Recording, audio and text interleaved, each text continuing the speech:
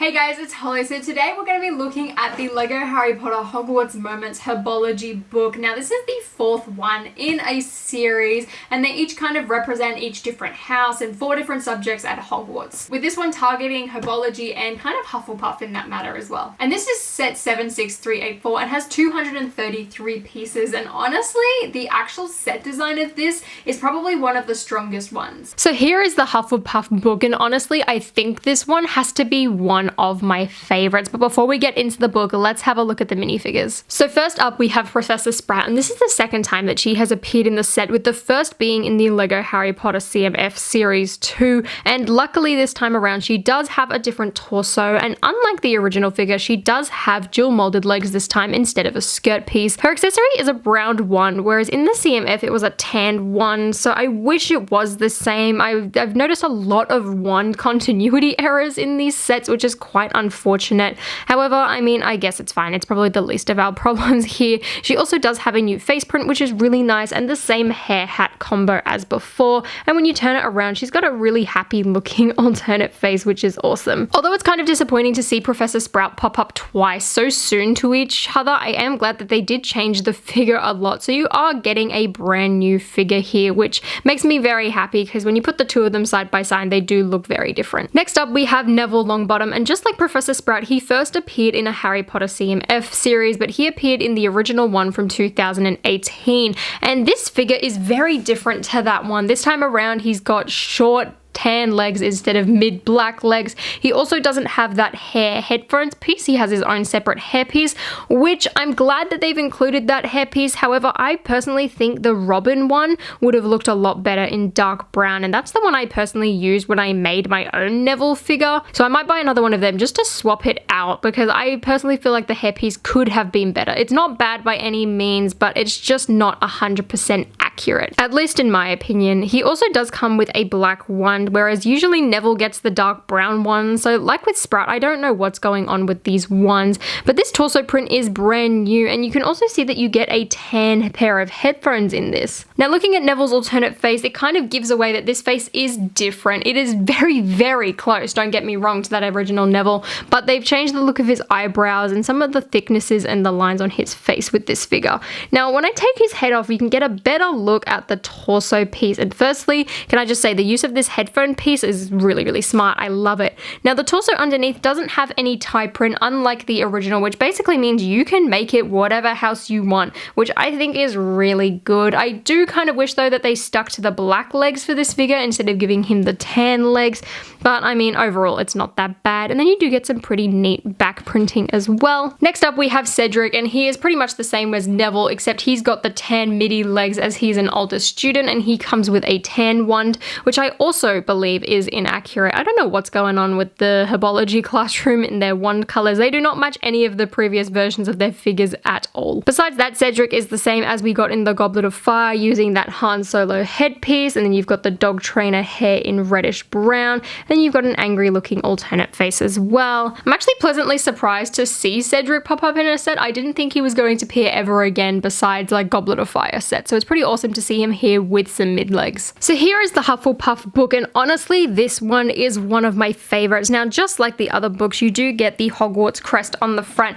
However, this time around you do get some really nice Herbology printings, that being some sprouts. You also get a shovel and one of those claw pieces. You get the really nice Hogwarts logo with the Latin saying, and then at the bottom you do get some mushrooms and mandrakes and whatever that is. My printing, I do believe, is a bit blurry. At first I thought it just wasn't my camera focusing properly, but now that I'm looking at it again, it does look slightly blurry. Either that or it's just really hard to see on the book of this color. Turning it around, you do get a leaf print on the side to signal that this is the Herbology classroom, and then on the back you do get the panel. However, this time it doesn't have any printing, and then you open it up and you get your Herbology classroom. And honestly, I really like the layout of this one. Now something different to the rest of them is you only get 2 accessories that stack up. One one being this little plant pot here, and another being this tap. So we'll take a look at them first. The rest of it is all attached to the book, which is really handy, honestly. So here are the two little builds you get. You do get a little pumpkin / greenery patch, which looks really cool, and I love the design of this, honestly. And then you also get a little tap with a bucket, which has a bunch of those great pieces at the top and some shiny silver grills there, which these look really good and they really suit the Herbology theme really well. This plant pot in particular, I love the fact that this is all built upside down. You do have some of the jumpers on the top, just like the rest of them, to kind of make sure that the book looks closed off when it's all set up together, which I really appreciate Lego taking the time to do that. And in turn, you do get this really nice display using these cone pieces as plant pots. Then you get some upside down modified rounded bricks, and then you've just got these pumpkins set up using some rods to kind of hold everything together. It's really smart and really genius, and honestly it's my favorite out of the small builds of all 4 of these sets. Also in this set you get a few small accessories, the first being this black cauldron, which inside has a little mandrake head. Now at first I thought this was a new print, but I do believe it is the same ones as the astronomy tower. I will fact check that though, because off the top of my head I can't remember. And that little mandrake just sits in that black cauldron. Then you also get a silver pair of scissors, which I guess is pretty accurate but also kind of boring. And then lastly, just like the rest of these sets, you do get a black book which has a Herbology printed tile, and once again I'm just glad it is not Wingardium Leviosa. This one in particular shows some really nice tree roots, and I really like the design of this. So just like the Slytherin book, Hufflepuff does unfold from the center, which personally I really like the design of that. Although I do like the openness of charms and transfiguration, I think this center console honestly works a lot better, and this one in particular I think is a lot better than Slytherin purely because of the way it folds out and how it's decorated from both sides as well. It doesn't feel so incomplete like Slytherin did. Folding that back up though, we will start with the left hand side, which is really cute. At the very top you have a bunch of leaf pieces and a Hufflepuff crest, which honestly looks really cute, and I love how it is kind of hidden in between some of the leaves. I think that detailing looks really good.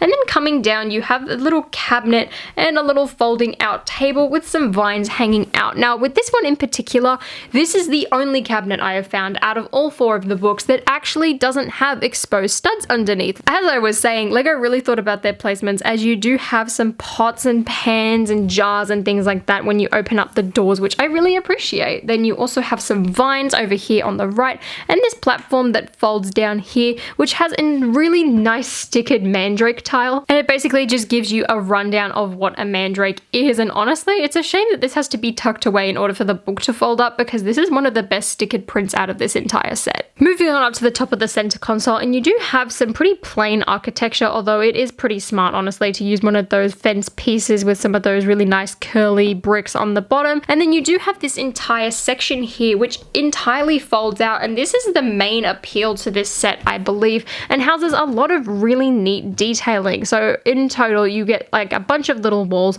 You get these 2 kind of half walls and 2 really big ones. Now at the bottom you do get a vine hanging down here and a little pot with a sprout poking out of it, and then you also get a silver shovel which is attached to the wall. One of my favorite parts honestly is the be aware sticker that is on the door. Now this is on both sides. You do have to place the sticker on both sides of the door, which I tried to line up as best as I could so it looked like it was just one sign poking through. And then on this little wall section you do get some small windows with those black grates. Then you do have another tiny bit of a wall here with a jumper plate, which personally I'm just gonna go stick that mandrake pot onto just so that it's not really hanging around loose. And as you can see as well, even if this entire thing is folded up, this archway still looks really nice, but you can open it up and make it more open and airy, I guess, if you wanted to. Over on the other side, as you can see, there is also another be aware sticker, like I said, and then because of the windows you can completely see through it, which honestly benefits this set, because Slytherin on the other side just looked a lot more plain, but because this is all windows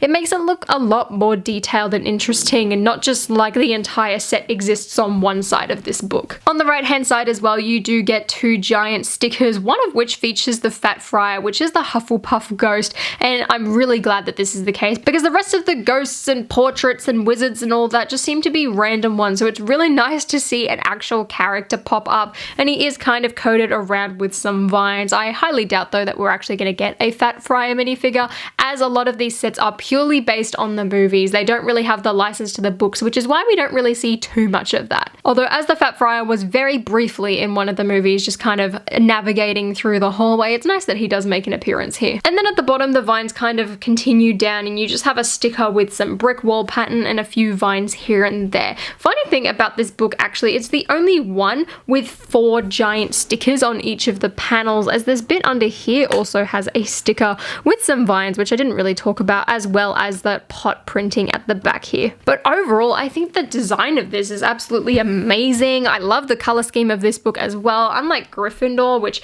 I do not agree with the choice for orange, the rest of this though works really well together and it feels really complete, which I honestly don't think I can say for all of these books. Overall, I definitely think this is one of the better books out of the 4. I think Hufflepuff and Slytherin are probably some of the best ones, purely just from the architecture. Like Slytherin, I feel like the minifigures could have been a bit better, but I definitely think in this one, the figures are better than Slytherin, for example, because you do get new torso prints, you do get interesting leg colors, you get some interesting faces, and if you weren't able to get Sprout from the CMF series, this is your chance to get her. Whereas Slytherin, a lot of those characters have popped up multiple times, so chances are you already have them. And honestly, I think it has the best color scheme out of all of the books. So let me know what you guys thought about this set, and if you enjoyed this video, please give me a thumbs up and consider subscribing to my channel down below. And until next time, guys, I'll see you later.